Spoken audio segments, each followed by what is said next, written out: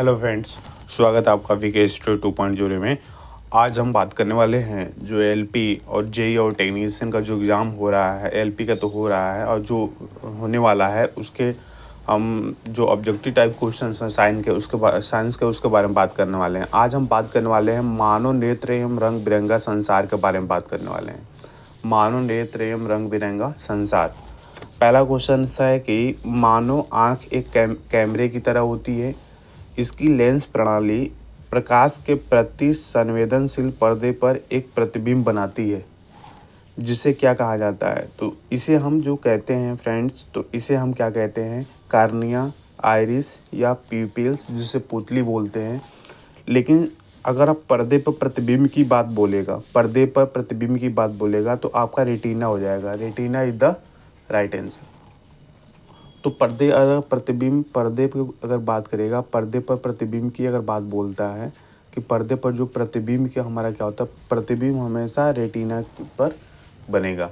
Okay, अब हम दूसरे क्वेश्चंस की ओर देखते हैं। कहने का बात यह है कि ये अब दूसरे क्वेश्चन से कि प्रकाश एक पतली झिल्ली के माध्यम से आँख में प्रवेश करता है।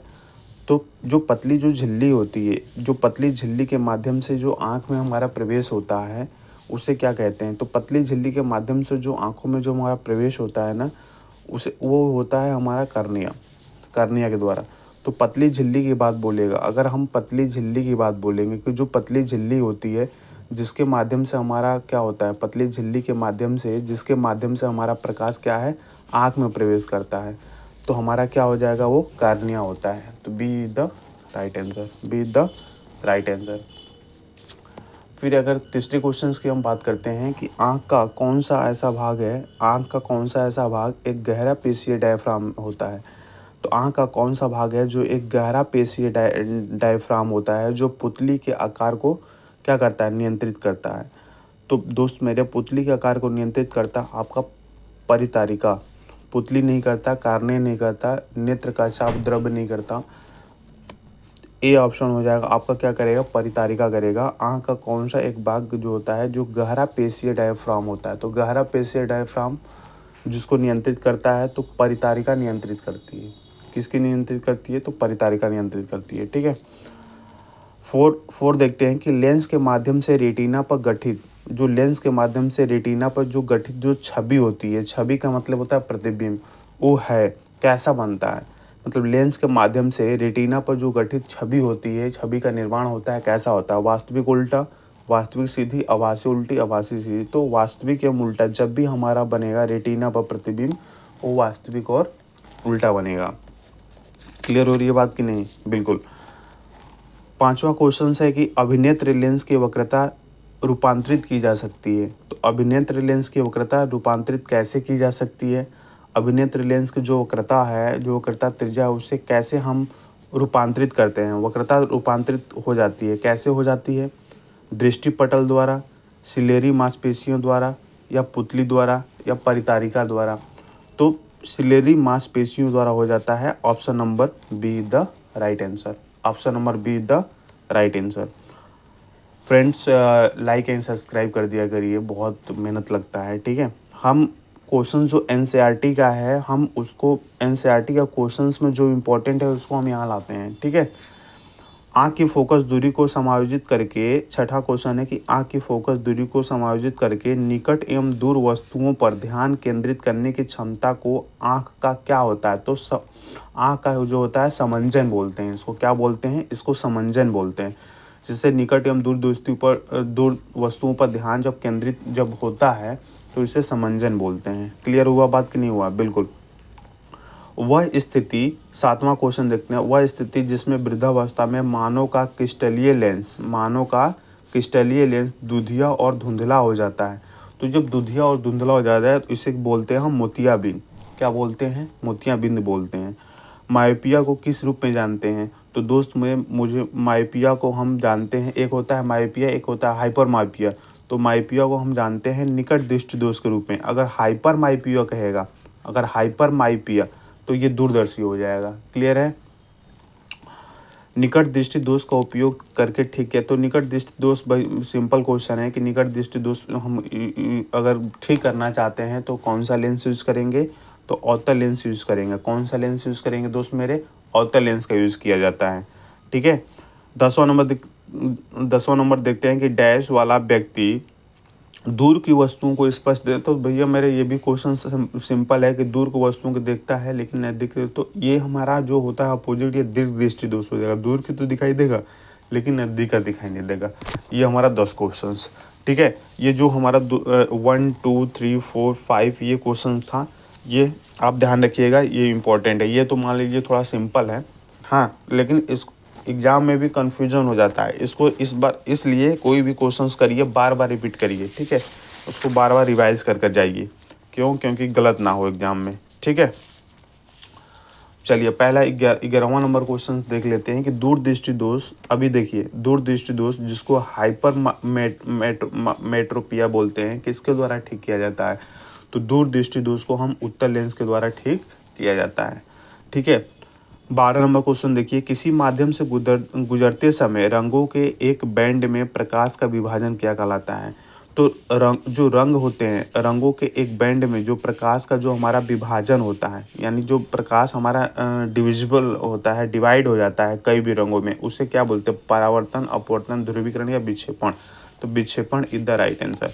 अगर रंगों के एक बैंड में प्रकाश का विभाजन होगा, विक्षेपण होगा। अपवर्तन क्या होता है कि कोई प्रकाश की किरण आती है, वो अपनी दिशा के मार्ग को चेंज कर देती है, तो दिशा के मार्ग को चेंज करेगी तो अपवर्तन हो जाएगा। क्लियर है ना बात? बिल्कुल। चलिए 13 नंबर देखिए, एक ग्लास प्रिज्म सफ़ेद प्रकाश को अलग अलग रंगों में विभाजित करता है। इस घटना को प्रिज्म द्वारा प्रकाश का विक्षेपण कहा जाता है। निम्नलिखित में से कौन सा कथन सही है? तो हम इस चीज़ को जानेंगे, कौन सा कथन सही है। लाल प्रकाश सबसे अधिक विचलन करेगा और यह प्रकाश को परावर्तित के कारण होता है। तो लाल प्रकाश सबसे अधिक विचलन करेगा, ये गलत हो गया। लाल प्रकाश की तरंगदैर्घ्य अधिक होती है लेकिन ये सबसे अधिक विचलन नहीं करता। बैंगनी प्रकाश सबसे अधिक विचलन करेगा और यह प्रकाश के अपवर्तन के कारण होता है। बिल्कुल, यह प्रकाश के अपवर्तन के कारण होता है और बैंगनी प्रकाश जो सबसे अधिक विचलन करेगा। तो option number B is the right answer. फिर आगे पढ़ने की जरूरत नहीं है हमें। किस वैज्ञानिक ने सबसे पहले यह देखा कि सफ़ेद जो प्रकाश है या सूर्य का प्रकाश 7 रंगों से बना होता है? सबसे पहले किसने देखा? तो सबसे पहले आइजैक न्यूटन ने देखा था। कौन देखा था? सबसे पहले आइजैक न्यूटन ने देखा था। इंद्रधनुष का निर्माण डैश के संयोजन से होता है, मतलब इंद्रधनुष के निर्माण किस संयोजन से होता है, इसके बारे में बात करेंगे। अपवर्तन और प्रकीर्णन के कारण गलत। विक्षेपण और केंद्रीकरण, इसका तो कोई मतलब ही नहीं है। अपवर्तन और शोषण, ये भी गलत है। संपूर्ण इंटरनल रिफ्लेक्शन और विक्षेपण के कारण। Option number D is the right answer. Option number D is the right answer. Clear हो रही है बात कि नहीं? बिल्कुल।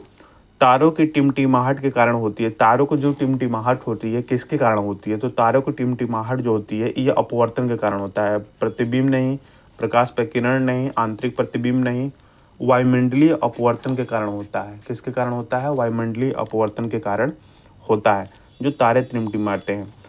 वायुमंडलीय अपवर्तन के कारण 17 नंबर क्वेश्चन देख लीजिए। वायुमंडलीय अपवर्तन के कारण सूर्योदय से लगभग, सूर्य क्या होता है कि सूर्योदय से लगभग कितने मिनट पहले दिखाई देता है? तो 2 मिनट पहले दिखाई देता है। 2 मिनट पहले दिखाई देता है। क्लियर है ना? बिल्कुल। कोलाइडी कोलाइडी की कोलाइडी द्वारा प्रकाश के प्रकीर्णन की घटना क्या कहलाती है? अगर कोलाइडी द्वारा जो प्रकाश की परिघटना हो रही है तो उसे हम क्या बोलते हैं? तो उसे हम बोलते हैं टिंडल प्रभाव। क्या बोलते हैं दोस्त मेरे? टिंडल प्रभाव।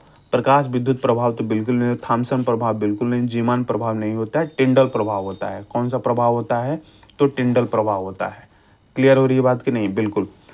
प्रकाश का नीला रंग और सूर्योदय एवं सूर्यास्त के समय सूर्य का लाल रंग दिखाई देना, ये तो और सूर्योदय एवं सूर्यास्त के समय देखते हैं कि सूर्य लाल रंग का दिखाई देता है। तो ये किसके कारण होता है? तो ये होता है प्रकीर्णन के कारण। किसके कारण होता है? प्रकीर्णन के कारण होता है। Very very important questions. ठीक है, वेरी वेरी इंपॉर्टेंट क्वेश्चंस। खतरे के संकेत के लिए लाल रंग को प्राथमिकता क्यों दी जाती है? तो खतरे के संकेत के लिए लाल रंग को प्राथमिकता क्यों दी जाती है? इसलिए दी जाती है कि लाल रंग के प्रकाश तरंगदैर्घ्य छोटी होती है। ये तो बिल्कुल गलत है। लाल रंग की तरंगदैर्घ्य छोटी नहीं होती है। लाल रंग कई लोगों को द्वारा पसंद किया जाता है, ये भी गलत है, क्योंकि लाल रंग प्रकाश में सबसे लंबी तरंगदैर्घ्य है। तो यही हो जाएगा सी इज द राइट आंसर। तो 20 का सी इज़ द राइट आंसर हो जाएगा। क्लियर है ना। नीचे देख लो, खतरे के संकेत के लिए लाल रंग की प्राथमिकता क्यों दी जाती है, क्योंकि लाल रंग प्रकाश में सबसे अधिक लंबी तरंगदैर्घ्य रखता है, इसलिए दी जाती है। तो ये हमारा 20 क्वेश्चन रहा किसका, मानव नेत्र और उसका। और हम इलेक्ट्रिसिटी का कल क्वेश्चंस लेकर आएंगे, 20 क्वेश्चंस फिर लेकर आएंगे इलेक्ट्रिसिटी का। क्लियर है। तो इसको आप रिविजन करके जाइएगा क्वेश्चंस को। ओके, तब तक के लिए बाय बाय, टेक केयर, जय हिंद, जय Bharat, love you all, Vande Mataram. Like and subscribe कर दीजिए दोस्त मेरे। Thank you.